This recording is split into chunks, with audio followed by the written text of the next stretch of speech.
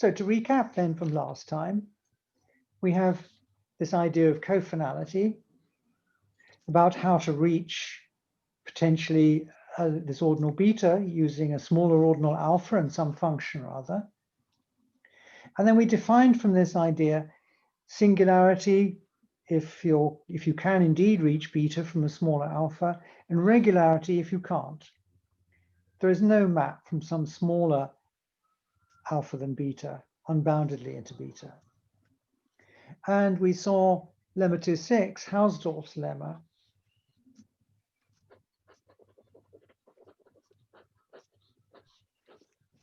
that any successor cardinal is always regular.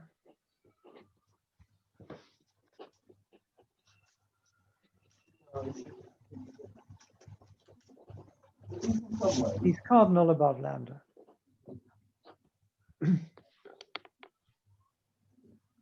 Okay, any questions about that before I go on?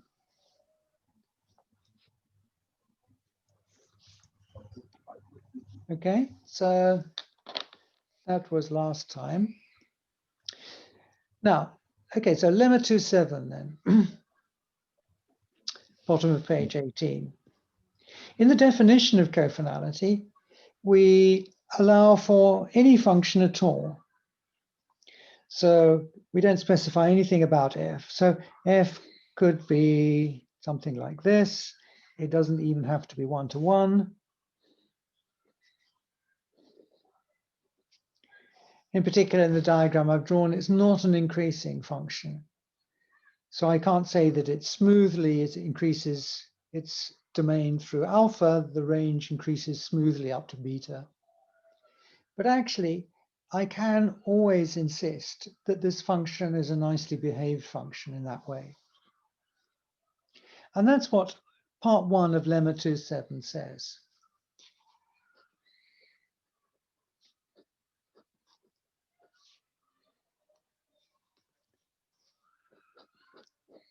Actually, cofinality of the beta is also the least ordinal.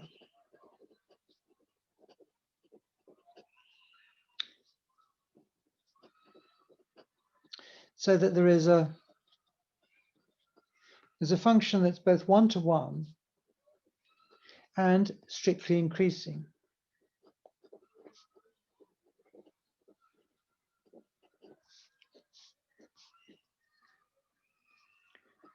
Cofinal map. F going from the least ordinal alpha, F going from alpha into beta. And to say that F is unbounded or cofinal, or indicate that, we sometimes write cof over the arrow. Yeah. So let's consider the proof of 1 first, before we then look at the other parts of the lemma.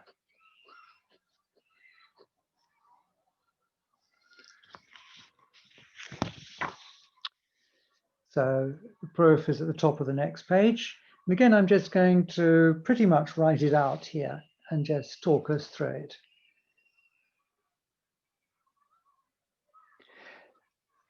So the idea is that we can still define the same cofinality ordinal beta, but we just insist that the maps are one-to-one strictly increasing, as opposed to any old map. So we've got fewer maps here to play with. So it might be that if I try to define cofinality using just these kinds of maps, I might end up with a slightly larger ordinal, because the cofinality was defined using any map whatsoever. But that's not the case. So let's see how this goes. What I've got, let's suppose I've got any map here from the cofinality of beta into beta.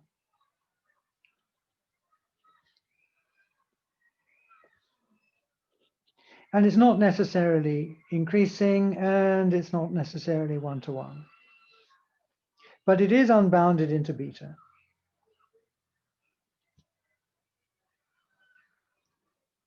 So we'll just see how we can replace it by one of these nicer functions, which is one-to-one and strictly increasing.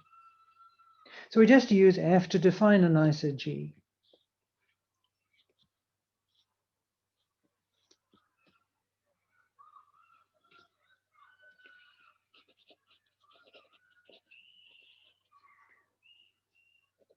Define g from the cofinality of beta into beta.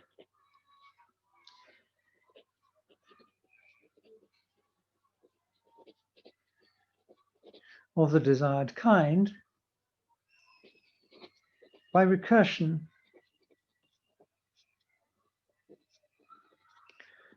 on delta less than the cofinality of beta.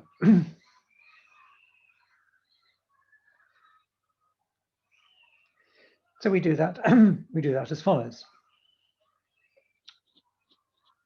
So I'll define what happens to 0. Well, we'll just let g of 0 be f of 0.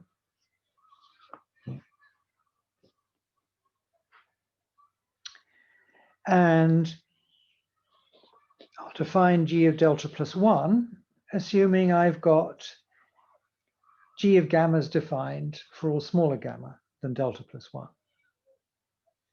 So in particular, I've got g of delta defined.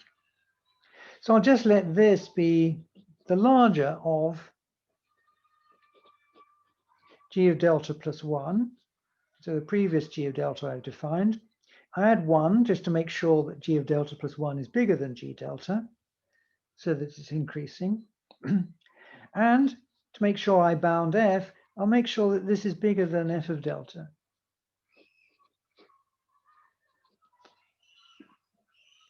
So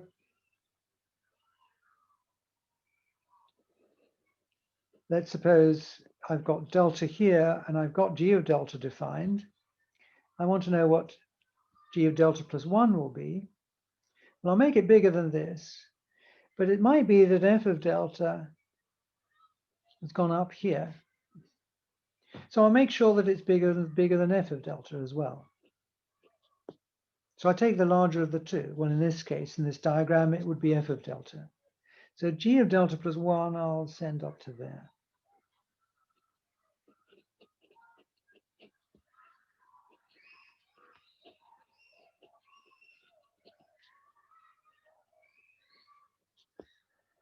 On the other hand, it could have been that f of delta came down here somewhere, in which case I'd be having this one as the maximum, and g of delta plus 1 would just be 1 more than g of delta. So depending on the picture. So I've defined what happens at 0 and successive stages. So I want to have a look at g of lambda, where lambda is then a limit ordinal.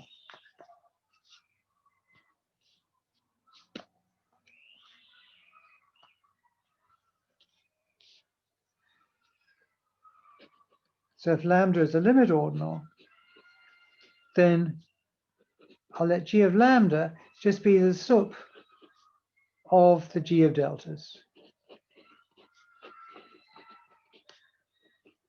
for delta less than lambda. So I've got a whole bunch of g of deltas for delta less than lambda. I'll just make sure g of lambda is the least ordinal bigger than all of the g deltas. So it's increasing here. So just some notes are made about this.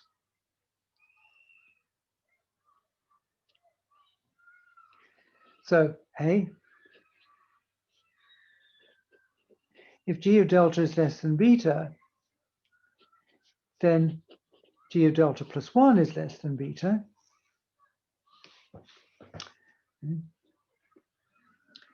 It can't be that g of delta plus 1 has suddenly jumped up to beta here.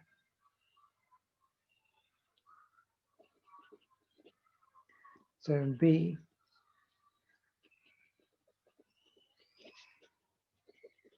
for any limit eta, if eta is less than the cofinality of beta, in other words, eta is in the domain of F. So if I had some limit eta down here in the domain of F, G of eta is properly defined. I'm just checking. It's like 278. Makes sense. All right, thank you.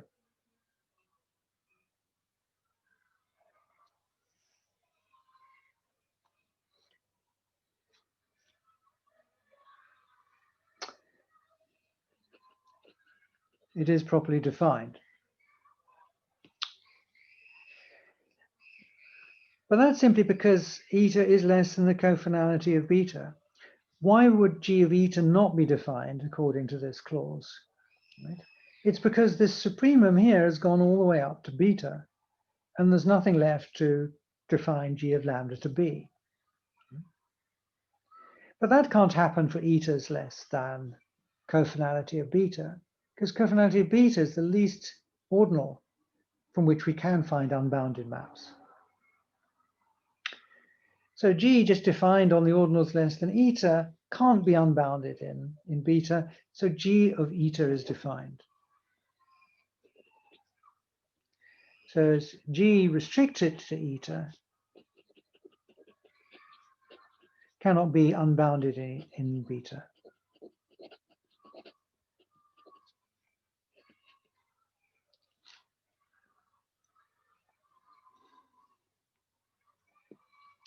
So this recursion goes on all the way up to the cofinality of beta.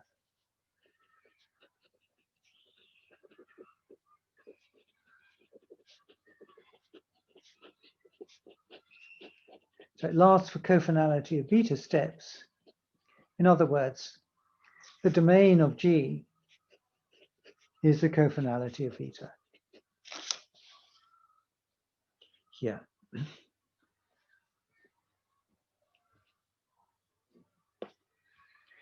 And G has been defined to be one-to-one and increasing.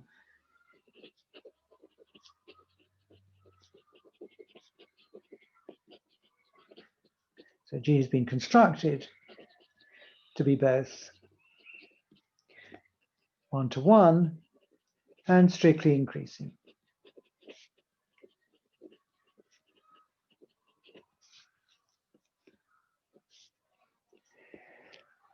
And actually, we'll note for later that actually there's a little more that one can say.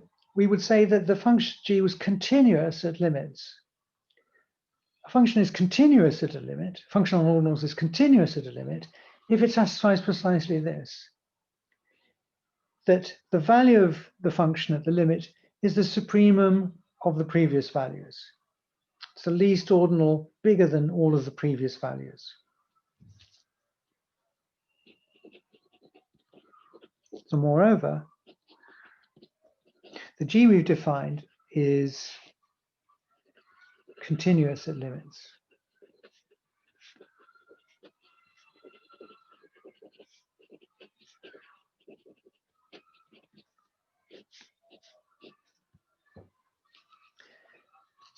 Namely, it simply satisfies this star.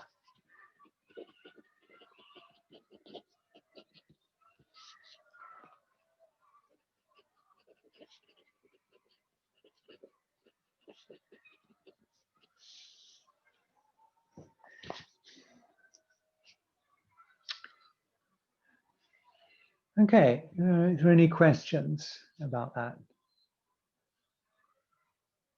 So that shows that we can always assume that our cofinal function, if we want, is one-to-one and increasing. We don't have to worry about all kinds of functions. So let's look at the other parts of the lemma then.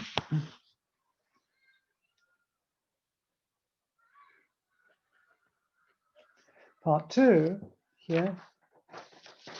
This is saying the cofinality of beta is the cofinality of beta. So this makes cofinality of beta a regular cardinal.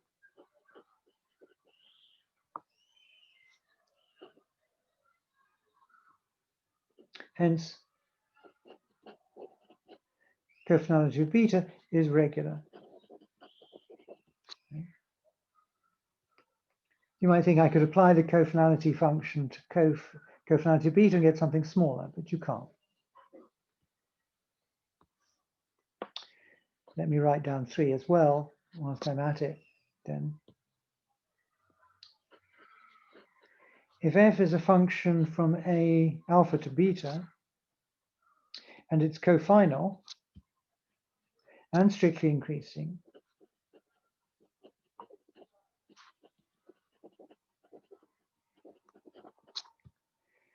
then we can deduce that alpha and beta have the same cofinality.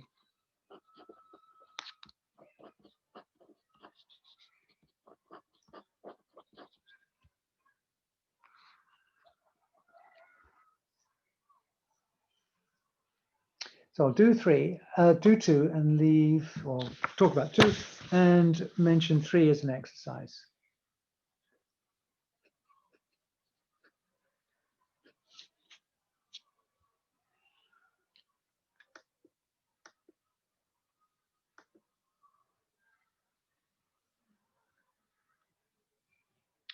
Okay, we want cofinality of beta to be the cofinality of beta. So let that be gamma.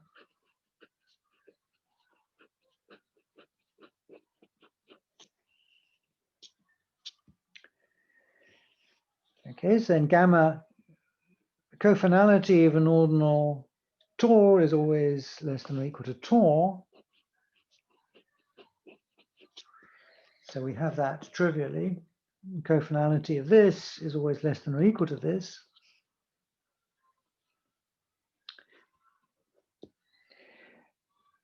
Okay, so suppose this actually was strictly less than cofinality of beta. Which for a contradiction. We want this to be exactly cofinality of beta.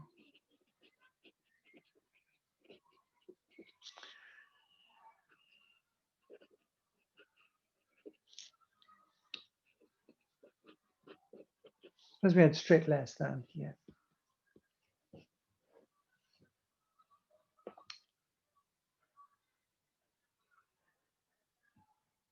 Okay.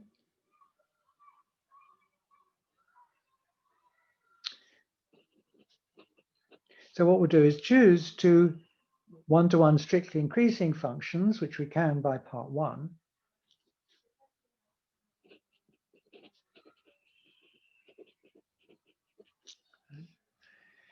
So what we're going to have here is we've got beta, and we've got cofinality of beta here. And we've got this gamma, which we're supposing is less than the cofinality of beta. Gamma is the cofinality of this ordinal here. Right? So there's a function f that's one-to-one strictly increasing from here.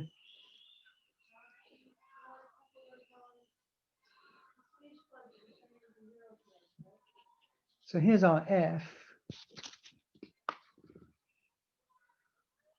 here. And I've also got a g from the cofinality of beta into beta. And I've got a g here. Again, one-to-one and increasing.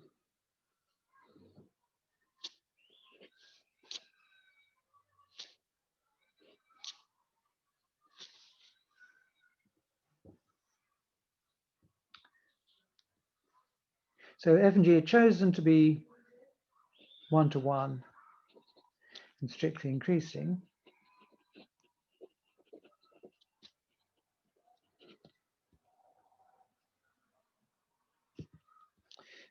So an f is going from gamma into cof beta, cofinally, and g is going from cof beta into beta, cofinally.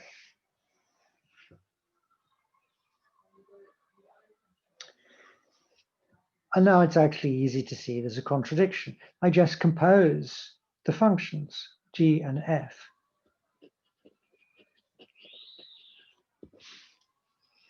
If I do f first and then g, this is going to take gamma into beta.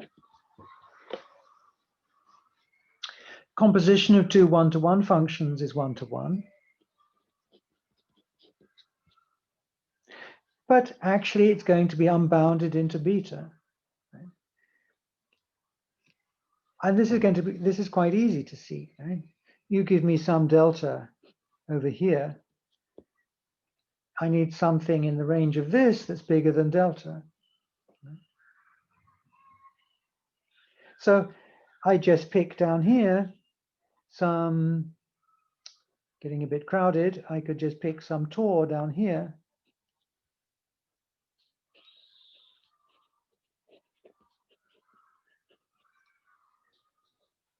Pick tau less than the cofinality of beta. Yeah. With g of tau bigger than delta. Right? So tau ends up, after I've applied g, bigger than delta. Right? So, but now, all I have to do here is think of some little sigma down here, some ordinal here, sigma, such that f of sigma is at least as big as tau.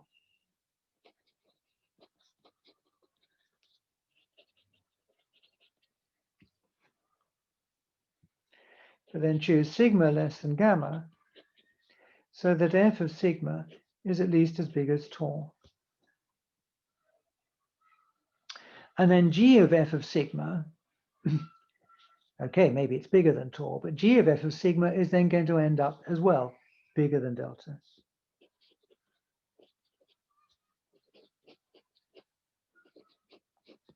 Of sigma is bigger than delta too. So I found an ordinal in the domain of this map here that gets sent above the delta that you gave me. So this map is cofinal.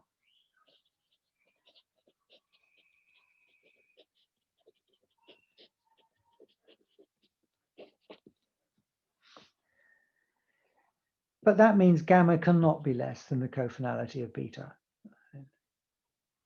because this is the least ordinal for where I've got a cofinal map.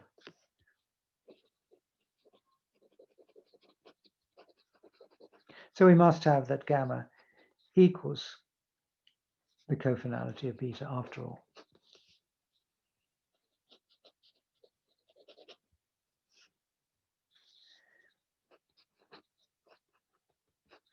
Yeah, that finishes 2 there. And 3 is an exercise. Right? Similar kinds of reasoning, just a little bit more. You need an idea, but use this kind of reasoning on 3.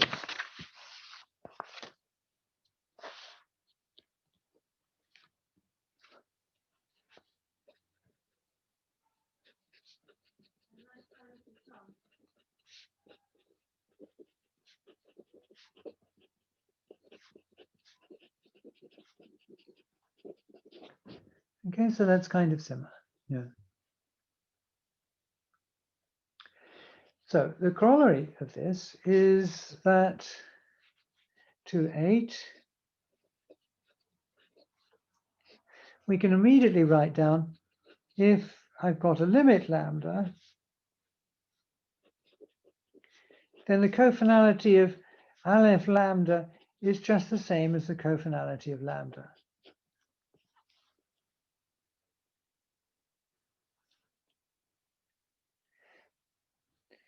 So we saw examples of this.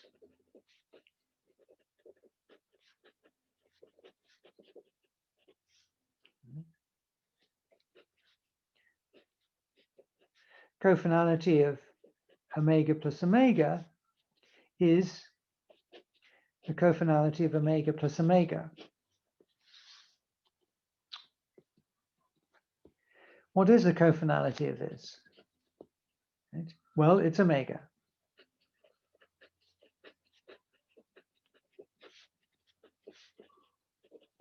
Since I can just define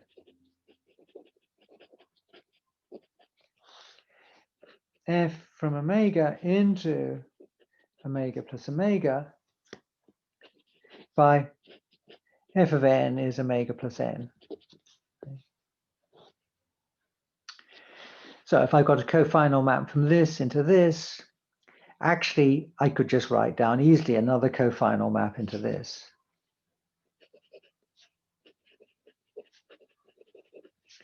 So I've now got capital F going from omega into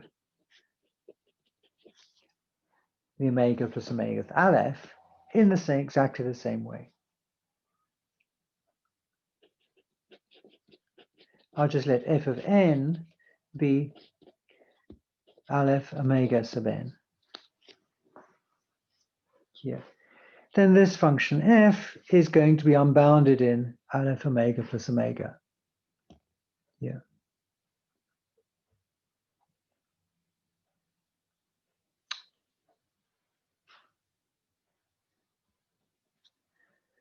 Okay, are there any questions there?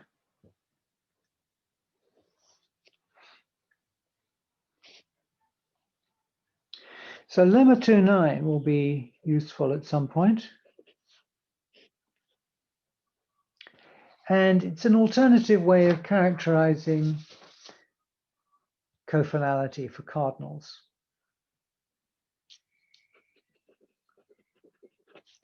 So for any infinite cardinal,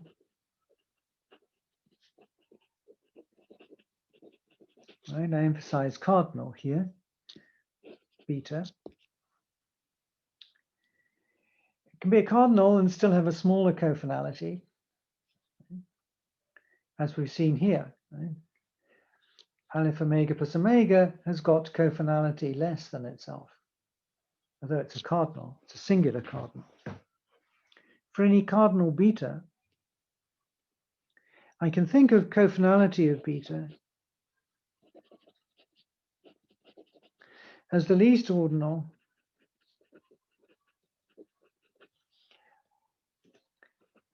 such that there is a sequence of sets x sub tor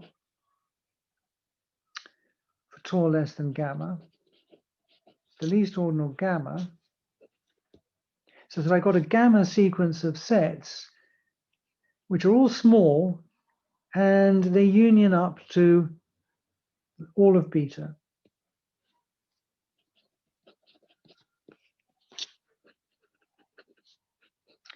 Each x tor is a subset of beta, but the size of x tor is smaller than beta. So I've got a sequence of length gamma of small, as regards beta, sets. And we have the union of all of these x tors is the cardinal beta itself. So all the ordinals less than beta. So this is a slightly different way of looking at the notion of cofinality.